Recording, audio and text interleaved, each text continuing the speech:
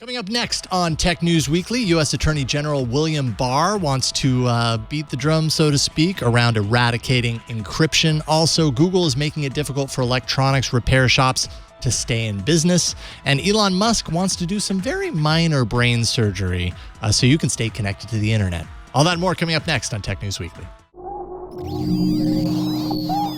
Netcasts you love. From people you trust.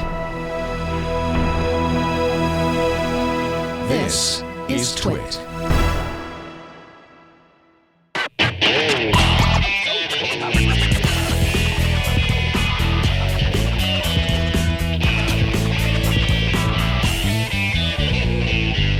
This is Tech News Weekly, episode 92, recorded Thursday, July 25th, 2019. This episode of Tech News Weekly is brought to you by FreshBooks, the #1 accounting software in the cloud for self-employed professionals and their teams. Make confident business decisions with ease while using FreshBooks. Try it free for 30 days at freshbooks.com/TNW. And by Worldwide Technology. Worldwide Technology's Advanced Technology Center is like no other testing and research lab with more than $500 million of equipment, including OEMs like Dell EMC. And it's virtual, so you can access it 24/7. You can learn more and get insights into all that it offers at wwt.com/twit. Hello and welcome to Tech News Weekly, the show where every week we talk to people who are making and breaking the tech news. I'm Jason Howell, and we're just going to jump right into it. Tell me if you've heard this one before. Encryption is bad. Give us backdoors so we can protect you from the bad guys. Well, that's essentially what U.S. Attorney General William Barr said this week. Iain Thomson from The Register wrote all about it and joins us today. Thank you so much for hopping back, Iain. It's good to see you. Oh, always a pleasure, Jason. Great to see you too. Right on. So something tells me by the tone of your piece that you actually don't agree. And we're going to get to that. But first, maybe we can start have a minor quibble or two, put it that way. just a couple. Everyone should definitely read your piece. You go on a tear. But so talk a little bit about what Barr said, first of all. Okay. Well, Barr was restating a position which has been various administrations have tried for the last 25 years, which is criminals are using encryption to hide from legitimate law enforcement, and therefore the police need a backdoor into encryption systems that allows them to monitor stuff with, once they've got a warrant and the rest of it, that allows them to monitor communications. So basically he said, this was, in fact, I mean, as I say, we've heard this before, but what made Barr's comments particularly disturbing was that he went into a fairly detailed explanation of why the Fourth Amendment wasn't going to protect people from this, and basically dismissed that argument. And then he seems to be getting much. He also proposed that there may be that we may have to have legislation on this one, which has been mooted in the past, was tried in the early 90s and struck down by the courts. So it does look like they're going to be really pushing this, and in a quite breathtaking display of cynicism, he explicitly said, we can wait until there's the next big public disaster, and when people are really motivated about this, push through the legislation to ensure it. Because that's right out of the playbook. Because that's how it works. Well, this is what the Obama administration tried with the San Bernardino shootings in 2015. And they put enormous pressure on Apple, and Tim Cook quite rightly told them to go pound sand. And then the government backed down on this one when they found another way to get the information which they need to get hold of. And Barr put forward some really quite bizarre examples, including, the 2015 shooting in Texas by a couple of Al-Qaeda members, where they were actually accompanied to the shooting by an undercover FBI agent. So I don't quite see how encryption would really have helped it, or breaking encryption would really have helped in that matter. Yeah. Now, you had in your piece this comparison of nuclear codes and big business communications to personal privacy, which is kind of what Barr kind of compared them against. And then a quote about this amounting to flat Earth thinking. Can you explain that a little bit? Yes, that was the delightful Matt Blaze. Basically, what Barr was saying was we're only going to backdoor consumer end devices. So the likes of you and me, we have to use broken encryption. But if you're a big business using customized encryption, or if you're the military or the US government, then you can have full safe encryption. So, but what he was talking about was only extending the breaking of encryption down to consumer end devices, which, I can quite see why he's done it, because he needs needs big business on side if he's going to push this one through. But it kind of like, it really stuck in the craw, rather. It's just like, okay, well, the plebs, they don't get security, Right. but of course we need it, and big business needs it. So, yeah, tough luck all you consumers getting your bank accounts raided, but that's the price of freedom, I'm afraid. You're going to have to accept it. Yeah, you aren't as important as these other entities or whatever. I can see where he's coming from, but it kind of avoids the fact that that's 99.9% of the population. Right. And you're basically just abandoning those people and saying, right, okay, we'll keep the strong in crypto, that's fine. But the rest of you, tough luck, you're out of luck. Now, we've kind of, or at least I've kind of assumed that at some point there was going to be a push for some legislation around this. It's like, okay, well, you guys aren't going to play ball. We're going to force you to play ball. But as you stated, Barr openly, mentioned, and if this doesn't happen, then I guess I'm going to have to make this happen. Is this the first time that we've had an explicit threat along those lines of legislation to take this where they feel it needs to go? Certainly, it's the first time in over a decade that we've had such an explicit threat about that. And the problem is, you can legislate all this all you like, but it's a question of doing it, in practice. And it's very easy to backdoor an encryption system. It's mathematically impossible, according to the best people in the business, to do it in such a way that no one else can use it. And that's the critical thing. If we mandate backdoors in our software, then China, Russia, the criminal community is going to spend an enormous amount of time and money finding these backdoors and exploiting them. So basically, we're handing the keys of the system to the Chinese and the Russians, and telling them there's a flaw there and daring them to go and find it. And find it they will. We've seen this before in the case of Juniper firmware that had Juniper firmware that had a backdoor put into it, and that was found by bad actors and exploited.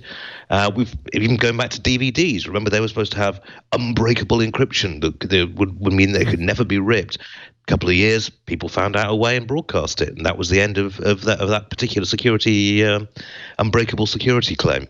And are they at all acknowledging that creating backdoors can be exploited and likely almost 100% will be at some point in some way exploited, or are they kind of painting over that fact, rose-tinted glasses and all that? Well, Barr on this one, he touted three particular schemes, one of which came from GCHQ, Britain's spy agency, and isn't particularly popular, even if it's workable, which a lot of people in the industry think it isn't, and two, which are frankly bonkers and are never going to work. So Barr did what politicians and law enforcement have done whenever they bring this argument up, and says it's up to the tech community to come up with this idea and with a way to do this safely and securely. And I've spoken to Winfield Diffie, Ron Rivers, Bruce Schneier, the gold standard of cryptographers. And the basic answer always comes back. You can't change mathematics. If you do this, it's going to be found. Mm-hmm. Right.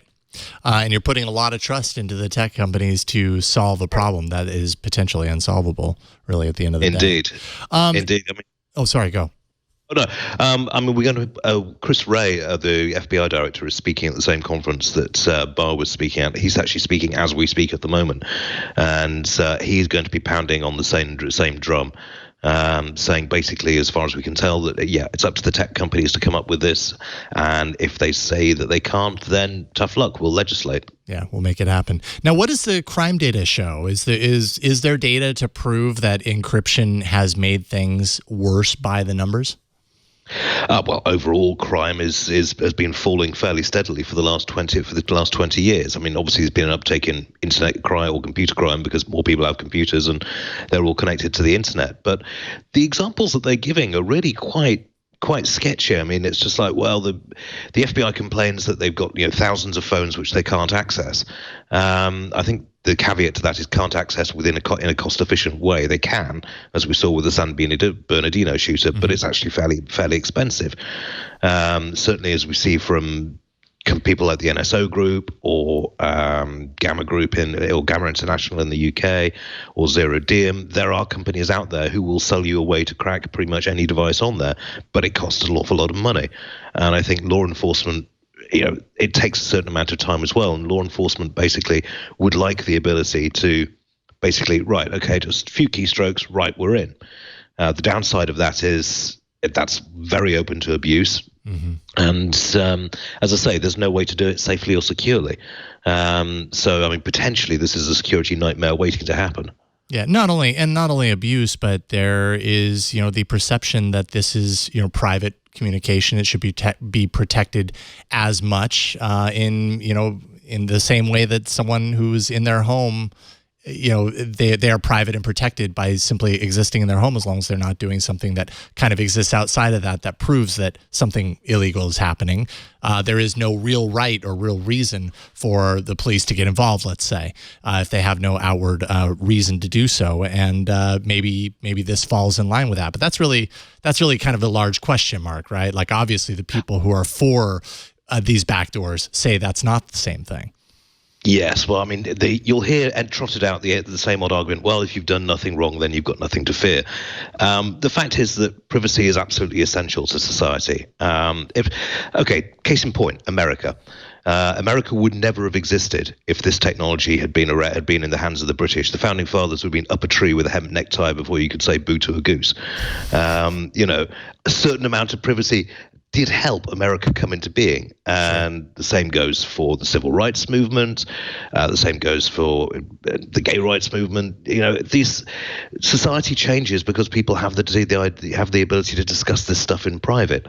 And if you lose privacy, then that's the ball game.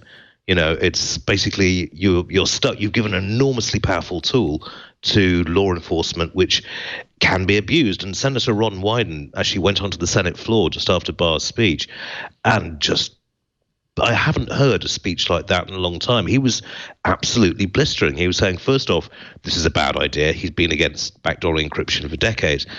But secondly, and this was a real change, he said, given the character of the people involved and their previous abuse of the law, the temptation to use this for nefarious purposes is going to be very strong indeed. And he just doesn't trust Trump or Barr to be handed the keys to the kingdom in this way. Yeah.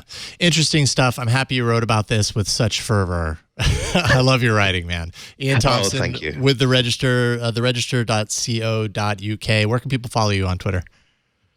Just Iain Thomson on Twitter. It's an odd spelling, I know, 2 I's in Ian and no P in Thomson, but my parents and I have had words about that one. Right on, Ian. It's so great to see you. We'll talk to you soon. Speak to you soon, mate. All Bye. Right, thank you. Up next, how Google is making life difficult for electronic repair shops. Yes, that's happening, and we're going to talk all about it. But first, this episode of Tech News Weekly is brought to you by FreshBooks, the #1 accounting software that makes dealing with your business finances painless. Finally, let FreshBooks help your business be its best self. FreshBooks actually allows you to set up recurring invoices, schedule automatic payment reminders, and accept credit and debit card payments for your invoices online, all done online. It monitors the status of invoices after you send them, showing you when customers receive and view them, so you know that they got it, you know that they've seen it, and hopefully you know that you're about to be paid. Tracks billable time and expenses and allows you to add them to invoices, making it a perfect option for freelancers and self-employed professionals.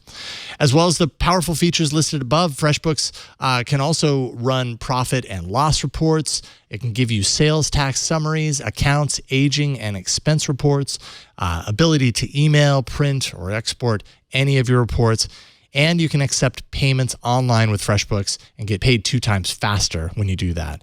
FreshBooks is used and trusted by small business owners in over 120 countries with customer service by phone, by email, and live chat. You're able to get a quick response to your questions, no waiting around. So don't let accounting intimidate you, as it can be very intimidating. Take control of your finances and help your company thrive.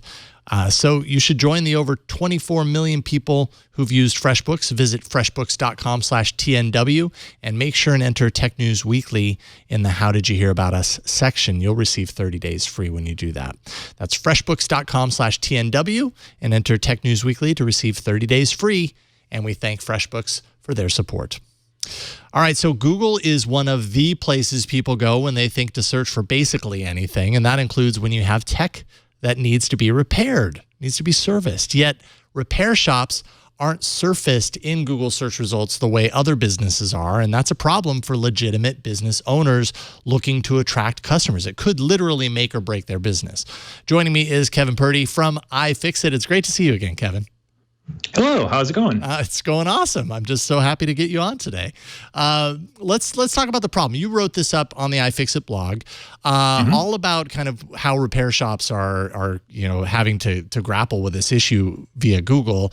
How exactly are repair shops appearing differently in search results than other businesses? Like, what's going on? Sure thing. Well, if you've used Google at all, usually when you search for something, the top of the page is ads for whatever you are searching for, paid for by people who want to get in front of you. So just before I came on the air, I searched for shoes for ducks, and I found some. Also LL Bean, like duck hunting type shoes and stuff. But you can actually buy shoes for ducks. Okay, I looked for antique canoe decals in case your antique canoe had lost like its old town logo. Yeah. And over on the right, there are in fact antique canoe decals that you can buy. Retro Planet, $14.99 in case you're looking.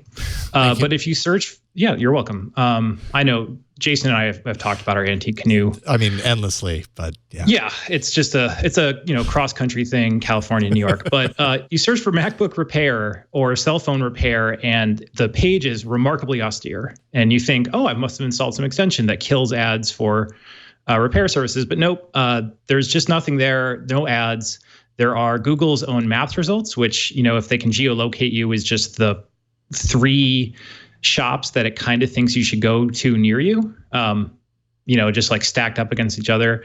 If you search for things like, it depends, depending on what they are auditing or not auditing that day or who's gotten through, but cell phone repair, replacement screens, MacBook repair, fix my phone, stuff like that. There's just nothing there, and this is not an accident, as I write in the post. So, okay, these are all obviously, or we can assume, legitimate businesses. I know I've taken my phone into a place locally to get the display repaired. Like, that's a legitimate business, and I'm happy that I had access to it, and that I knew that it existed, because apparently it'd be hard to find it on Google. But why did Google make this change in the first place? What are they attempting to solve by apparently limiting the search results around these terms?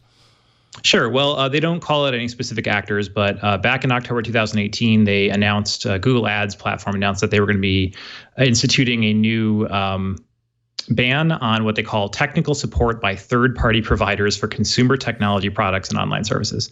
But further on in their kind of somewhat opaque blog post, they say specifically that they're trying to target technical support for troubleshooting, security, virus removal, internet connectivity, or software installation. And I think anyone who's watching the show probably actually does know what these are. These are those ads that say like, speed up your PC, free PC diagnosis, 3 easy steps to clean your PC, your Android is infected. These things that basically are trying to catch you or less tech-aware people by indicating that, you can click here and we will fix your phone, but software-wise usually.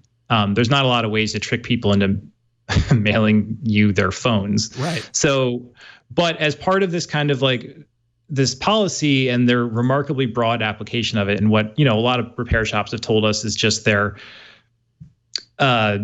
no real way to get through to Google support. I know, a completely new and fascinating topic, but there's no way to open a dialogue with a kind of non-logarithmic person over there. So what they end up doing is basically banning anything that looks like quote unquote third-party support for a technical thing. And so what we found out is that means that people who, fix screens, patch ribbon cables, do any kind of repair, are effectively blacklisted. And these businesses, most of them rely on being able to reach customers where they are when they have that need. When your MacBook is just suddenly fritzed while you're on a work trip, it's not like you're, hoping to find something down the road. It's not like you're like, oh, well, I'll shop around for the best deal. What you're trying to do is find a solution right then. And that's what repair businesses rely on, is customers who need them. And there's a lot of them now with shipping and being what it is and the internet being as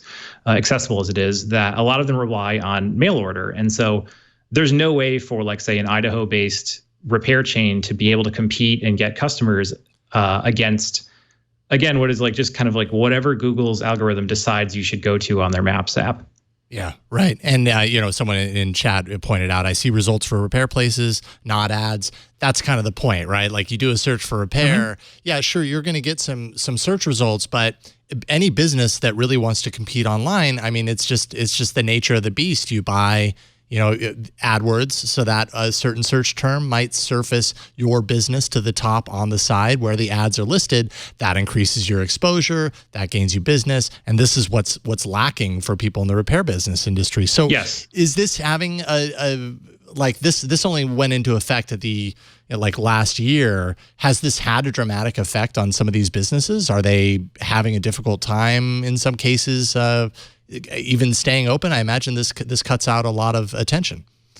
Yeah, and as with, again, new topic for the show, Google has been rolling this out kind of slowly, and it's just been kind of reaching people as they place ad campaigns and try to buy ads, and then all of a sudden they get back like, nope, your stuff's all rejected. Like every single ad you pledged out for this week is gone. And so it just seems to have kind of picked up momentum, I'd say like March, April, May, June of this year.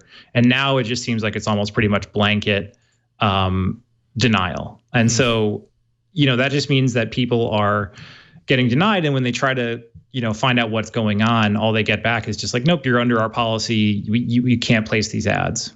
And that doesn't just apply to repair shops. That also applies to iFixit, right? You mentioned in your piece that there was a certain section of your site that you kind of had to remove if you wanted to be able to appear in these ways.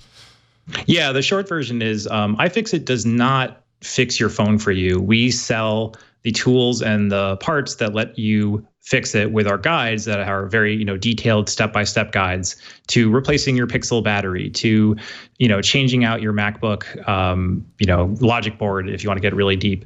But we don't offer any support ourselves. We just kind of walk you through it, guide you through it, and give you, quality tested parts. Right. So, but because just this ban is kind of looking for anything that it aims to help people fix anything, it looks like, they started banning our ads for things as simple as like replacement screen. Which is to a human, that just means you're buying a screen. But, to Google, it looks like we're providing support. And then we did some back and forth with them. One of our employees here who handles that. And we got approved and then denied again, approved and then denied again. And then eventually they did what they called like a fuller audit of our site. And they said, well, actually, we found a site of your website where people can find local repair people. So on some of our guides, if you went to go say, change out the LCD screen on your HP laptop, if, you didn't want to do it yourself, there would be a link somewhere in there that would say like, hey, if this looks like too much for you, essentially, like here are some of the folks that we have certified, that are tested, that are parts of the iFixit community, whatever. But that was just enough for Google to consider us as providing third-party support. And as you can imagine, like that stinks for us because we like our pro repair people. We like giving people options besides just, intimidating themselves with repairs. Sure. But then also like big picture, I mean, Google, as you saw on those pages I've described, all Google has is its own maps results. And, Google's maps results, it might seem like an egalitarian solution to just clear out all the ads and let people compete on maps or in search results. But anyone who's worked in SEO or anyone who's ever answered a call from one of those Google Maps salespeople know that like, that is not an egalitarian field. That is a game inside of a game, and that's a much harder thing to do than to just compete in the somewhat standard world of buying advertising and catching customers. Absolutely, no doubt. Now, you did mention that Google has promised some sort of like a verification program for legitimate businesses like iFixit and other legitimate businesses, but that hasn't happened yet. When was that promised, and why is it taking so long? Let's see. I believe as of August 2018, Google said, in the coming months, we will roll out a verification program to ensure that only legitimate providers, et cetera, et cetera. Nobody I talked to for this article or I've heard from since has mentioned being contacted by Google and being verified. Well, that is a big bummer. Google, follow through on that. We have the Google listening to this show, so this should be no problem to get it fixed. Well, I mean, it's a hard fix. Like, yeah. I don't even know with that solution if sure, repair shops would like to get verified and place ads, but I'm not certain if that's the best solution either. Yeah, that's true. Now, I mean, from a broad perspective, repair shops like the ones that we're talking about, how are they doing right now? Like, is this a good time for repair shops? I mean, there's been a lot of pressure, from companies who don't want third-party repair shops to exist. They want to do it all in-house. What are some of the challenges that they're facing right now outside of this? Sure. Well, there's a lot of external pressure on repair shops right now. They're not going up in number every year in terms of facilities listed per year. Mainly, besides advertising and reach and customer acquisition, I'd say that the biggest pressure on them right now is just the devices themselves, how they're built, the chain of supply that's available to both repair shops and customers in terms of getting parts, getting manuals, getting specialty diagnostic and repair tools like Apple's, Touch ID verification to the motherboard thingy, the Horizon machine, which is a real thing.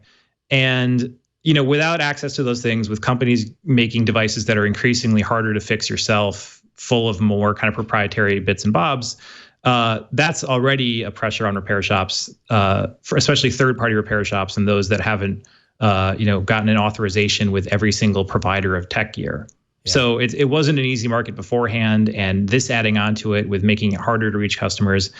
I mean, if you look at the comments of my post, what that looks like to repair shops is just Google joining hands with Apple and Samsung and saying, only use the official means.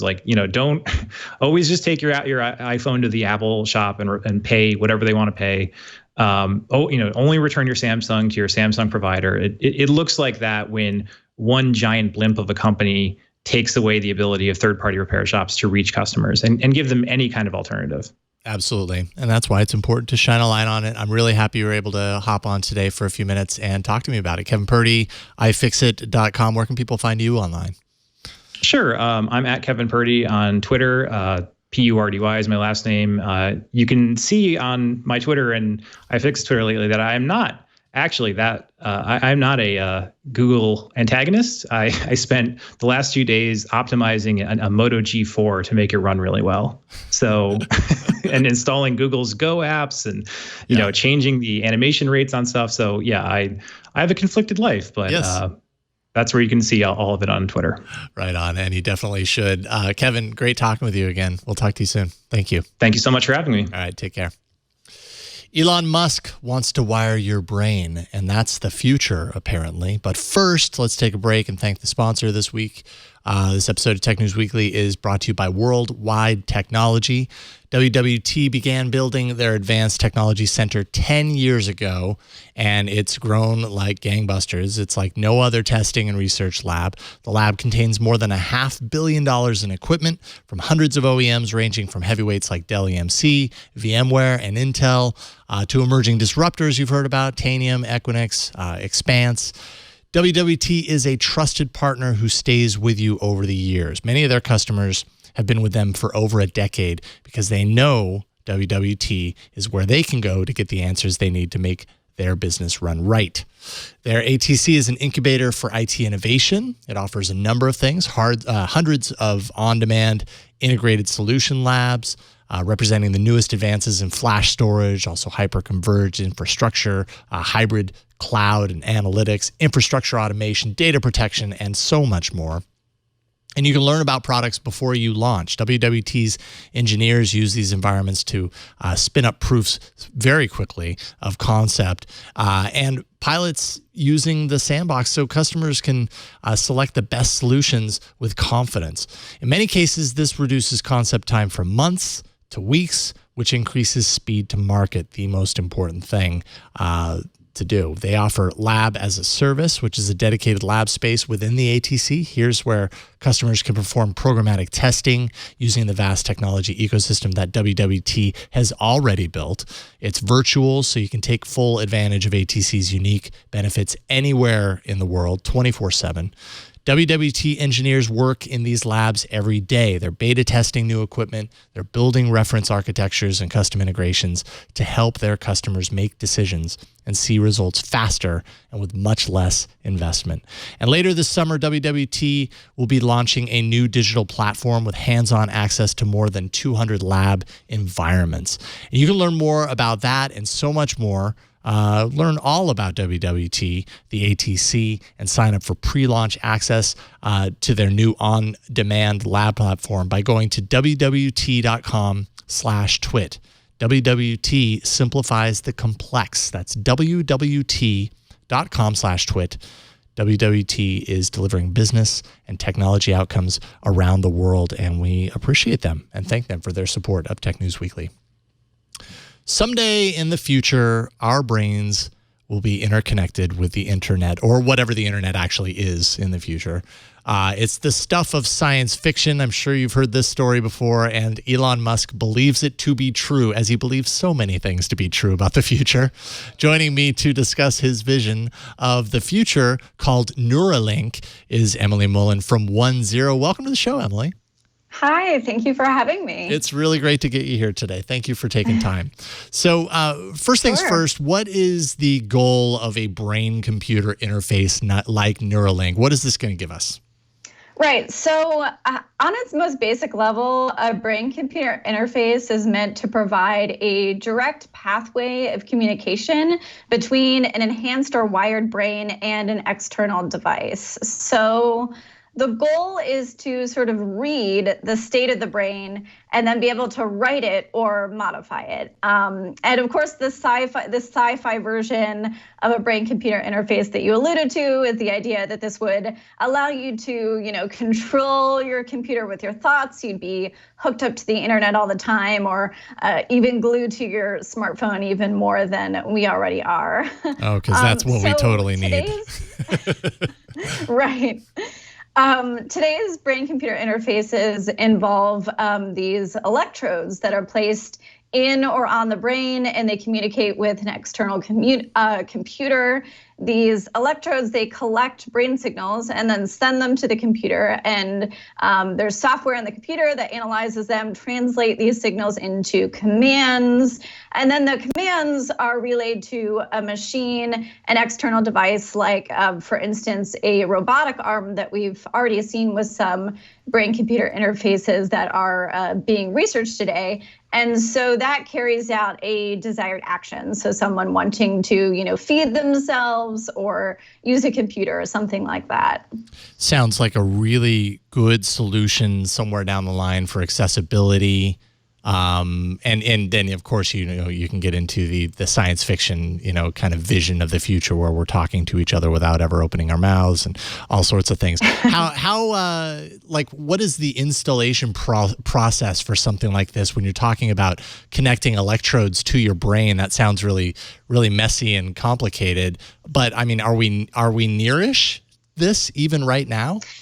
Yeah, well, so brain-computer interfaces, also called brain-machine interfaces, these have been used in research for a couple of decades now. The first ones were implanted in people in the 1990s, and they're still pretty clunky. I mean, most of them are not wireless. Most of them require these big, thick cables that run into the brain, and you've got the electrodes that are implanted into the brain, and a sort of metal pedestal type thing that's on top of your head, and that is connected to a big wire that then connects to a computer. And then of course there's this external device like a robotic arm or something that's used. And these are just very complex, complicated setups. So they're not really practical for having in people's homes right now. So the brain-computer interfaces that have been used for the past couple of decades, they've mostly been in research settings. These are something that, you have to drive, or you're probably not driving, but someone has to drive you to a research center to get hooked up to this interface, and you might use it, for a couple of hours at a time and then go back home. So today's interfaces are not all that practical.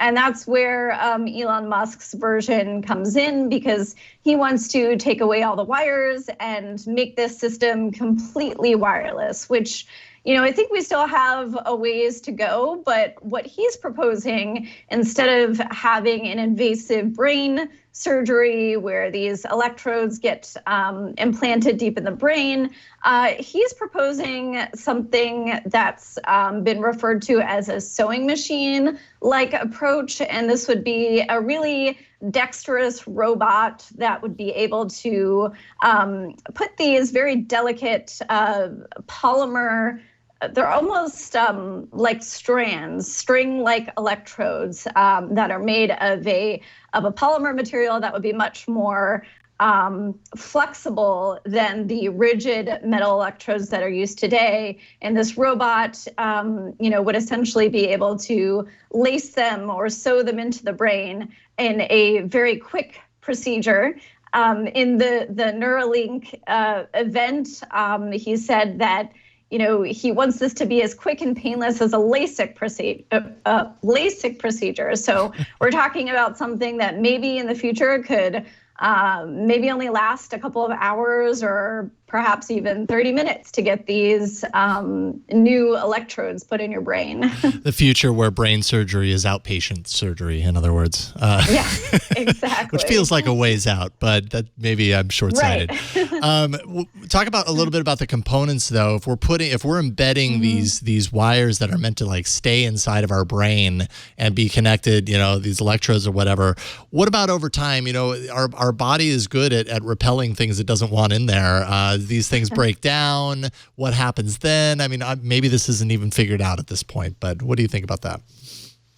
So this is one of the reasons why metal electrodes have been used for so long, because they do stand up in the brain. But then the problem is that over time, they tend to degrade, and they can also cause scar tissue to form in the brain, which affects the ability of these electrodes to pick up signals. So it can really, also degrade the collection of brain signals, which you obviously don't want.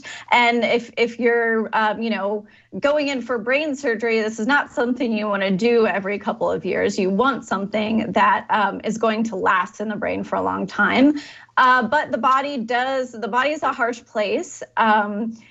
Something like a polymer obviously might break down a lot quicker than metals. So this is one of the biggest problems I think the Neuralink device is going to face, is this idea of longevity. And once you scale something down and make something smaller, the more likely it is to erode in the body. So these are questions that these scientists at Neuralink are going to have to work out. Yeah, no kidding. Now, what exactly is Elon's involvement here? Has he simply just invested money in it? This is his startup. Does he plan to be as tied into the operation around this as he is in things like SpaceX and Tesla and all the millions of other things from the future that he's working on?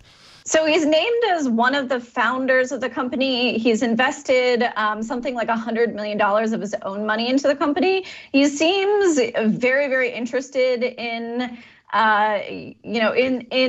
what the company is trying to do. So it's not really clear how involved I think he's going to be moving forward. But it does seem like maybe this is going to be one of his pet projects. And he has certainly talked a lot about artificial intelligence and its role in society. And even at the Neuralink event last week, he has said that he really sees a world eventually in which we are sort of all connected to AI. Right. And I'm sure, once he gets this whole going to Mars thing going, maybe the astronauts will have one of these Neuralink things and they'll fly the ship that way. Who knows? Yeah. Now, how do you feel about the ethical boundaries around this? Because we're definitely in a hyper technology. I don't know what the right word is for it, but it feels like technology is coming at us fast right now, and there is maybe less less time spent thinking about the long-term ethical challenges that are pairing up with some of these advances. They sound really cool, but then, when you really look at it from the long view and what it can turn into, the potential around it, ethically, it can be a really, really sticky area. What do you think as far as this technology is concerned, as far as its ethical considerations? Well, I don't think it's ever too early to start talking about the ethics of a certain technology. I do think with where brain-computer interfaces are right now, we are nowhere close to sort of this idea of merging our brains with AI that Elon Musk has been talking about. So I think we have a while to really consider sort of what a future society would look like in which lots of people have these brain implants. I think in the immediate near term, in the next couple of years, I think there will be a more immediate need for these implants to be used for people with disabilities. And Elon Musk said that it's going to be the first use case for Neuralink's brain-computer interface. He's hoping that by the end of next year, so by the end of 2020, that they will be able to start testing their interface in the first couple of patients. And these would be patients with severe disabilities who are not able to move or communicate. And they want to be able to use these to help those people use a computer so that they're able to communicate effectively. And so I think that's really in the short term, giving people with disabilities the ability to communicate and live their lives a little bit more normally, like that I think is the more immediate concern. And also for people, this is more, maybe in the 5 to 10 year range, people with mental health conditions. Some researchers I spoke to said there are some ideas around using, brain-computer interfaces and deep brain stimulation that would be more adaptive for mental health conditions. All right. Well, that's definitely something to look forward to. I think that's one of the big wins that could come from a technology like this, especially in the short term, is giving people the ability to do something they've never been able to, or regain some sort of ability that they'd lost at some point. Very noble cause. Emily Mullin for OneZero. Where can people follow your work online? At our website, it's onezero.medium.com. Right on. Emily, it's so nice to talk with you. Thank you for hopping on with me today. Appreciate it. Thank you so much. All right. Take care. All right, and that is it. Tech News Weekly records live every Thursday starting at 11 a.m. Pacific at twit.tv/live. You can always be part of the show. All you got to do is send us an email, tnw@twit.tv, and we hope that you do. You can subscribe to our show at twit.tv/TNW as well. That's where you're going to find all the information about the show that you need to know, as well as following us on the socials. You can find Twit all over the place, Twitter, Instagram. Definitely suggest you find Twit on Instagram. There's a lot of cool behind-the-scenes stuff happening because we've got a lot of stuff happening here right now, so you can kind of catch that there. If you want to find me on Twitter, I am there. I'm at Jason Howell, and you can find me easily there. Thanks to everyone who helps us do this show each and every week. Of course, John, Jeff, and Burke are helping out here, and you're helping out too by watching, and I appreciate you. So thank you for watching. We'll see you next time on Tech News Weekly. Bye-bye, everybody.